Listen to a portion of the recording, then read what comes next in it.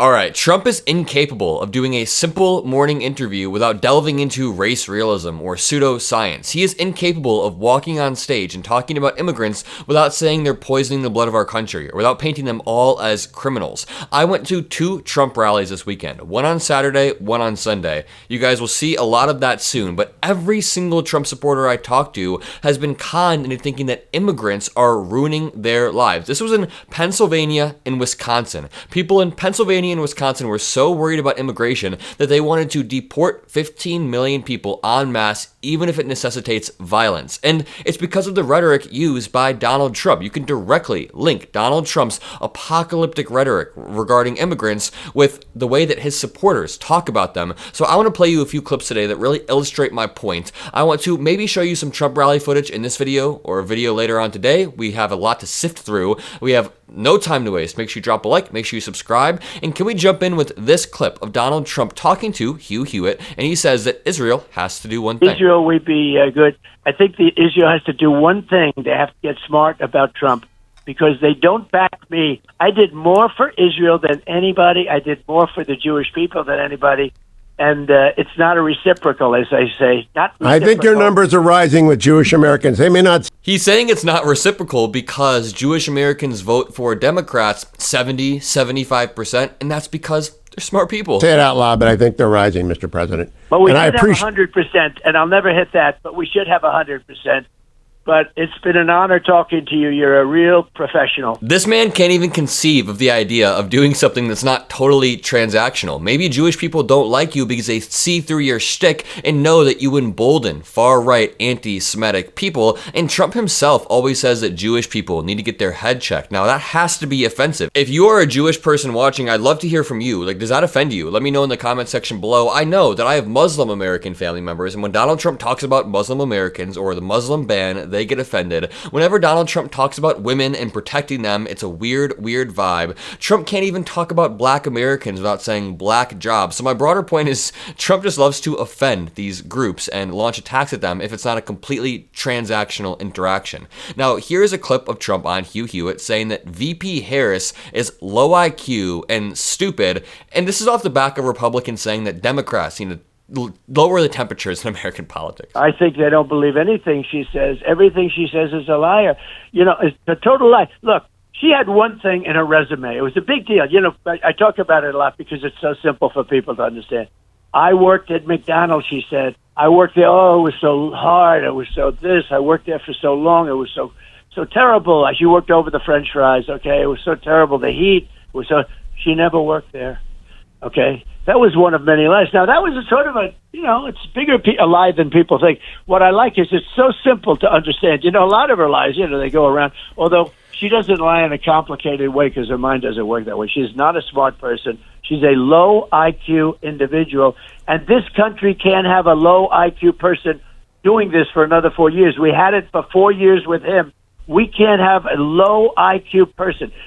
Okay, a few things. Number one, if she's so low IQ, why did Donald Trump refuse a second debate? And secondly, you know, after spending all weekend with MAGA, I think I'm starting to lose my mind because this really pissed me off. Donald Trump is saying that VP Harris lied about working at McDonald's for 1 or 2 months back in the 80s, but number one, Kamala was not lying. McDonald's just doesn't keep records from some random branch 40 years ago. Why would they do that? But number two, what Donald Trump is doing here is so sickening, and it makes me mad because this is a man who has conned half of the country into thinking the election was stolen, and into thinking that FEMA doesn't want to help, and into thinking that Biden doesn't care about anything, and that Kamala just turned black. Yet VP Harris, even if we granted that that was a lie or a mistake, he says that this is a big deal. This is damaging. This could end her career. Working at McDonald's in the 80s? Dude, you lied to the entire country, including people in your cabinet. You tried to pressure Mike Pence, so give me a break. And again, just to clarify, there's no proof that Kamala's lying in the first place. Trump is lying about that in the same way that he's lied about every single thing in politics. But here is a clip of Trump hinting at race realism science. And he does this all the time. Just to explain what race realism is, it's the idea that certain races have superior genes, and due to that, they are superior to other races in ways that are inherent. It's absolutely disgusting, and every single time Donald Trump talks about genes, or he says our country is getting bad genes right now, that is him hinting that anyone who comes over with brown skin is, poisoning the blood of our country. It's a perfect way to circle back to that. She wants to go into government housing. She wants to go into government feeding. She wants to feed people. She wants to feed people governmentally. She wants to go into a communist party type system. When you look at the things that she proposes, they're so far off. She has no clue. How about allowing people to come through an open border, 13,000 of which were murderers? Many of them murdered far more than one person, and they're now happily living in the United States. Now a murderer, I believe this, it's in their genes, and we got a lot of bad genes in our country right now. They had 400. Look at what they're doing here. So Donald Trump is saying that you can tell whether migrants are predisposed to committing murder based on their genes. And as he's saying these words, they're playing imagery of people walking down streets, and there are no white people in these clips. There are no white people in these clips, and that was very intentionally done. If you want to talk about bad genes, talk about the dude that genuinely doesn't understand the world around him. I'm sorry, but I'm so sick of this human being. Here's a clip of his rally that I was at in Butler, Pennsylvania, where he is just acting absolutely unhinged. Elon Musk hops on stage, and it might be the most cringe thing I've ever seen. To be joined tonight by one of the people who is going to help us build this incredible future, and he is a truly incredible guy. And I don't say that often. He's a great gentleman. He's done such an unbelievable job for North Carolina, for Georgia, for Alabama, for Florida, for Tennessee. His name is Elon Musk. He saved free speech. He created so many different great things.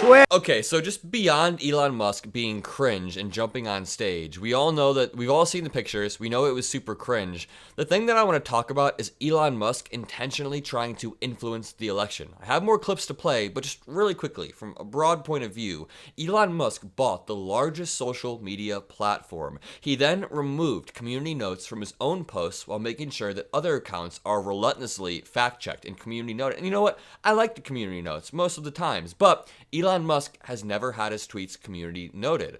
And then he posts AI videos of Kamala Harris saying she's a communist, AI pictures of Kamala Harris. He uses his platform to float election denial conspiracy theories. He uses his platform to make it seem like people aren't getting help from FEMA, and then the FEMA director has to come out and say, guys, stop believing what you see online. We are helping. We are doing everything we can. It's insane to me that a billionaire, right-wing billionaire, is trying to influence the results of the US election, and conservatives are blind to it. Could you imagine if George Soros had bought Facebook, and George Soros on Facebook had an account that was like, vote Kamala, and now Elon Musk is even running ads on X for his new America PAC that helps Trump straight up. So the entire situation is disgusting, and I don't know how Elon Musk has gotten this far in life. Watch this clip of Donald Trump acting totally unhinged on stage. Companies at more than other countries' companies, so to me it's very fair.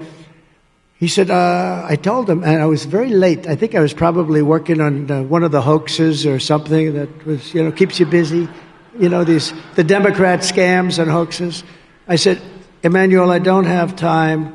I'm giving you 5 minutes to call me if you will, please. The caption reads, this is over 2 hours into Trump's rally. I just checked in to see what he was saying, and it was this. This dude just rambles for hours, and that's why people walk out. I mean, this dude in the back wishes he was playing Call of Duty at home. He's like, why am I listening to this dumbass speak? Either way, if you enjoyed this video, if you appreciate what I do, drop a like, hit that subscribe button. I'm about to hit the algorithm hard, posting every single day. I had to take a few days off to go to the MAGA rallies, do some on-the-ground filming, but I think it'll be worth it once you guys see what we got. If you enjoy what I do, again, say hi, Adam, and peace out.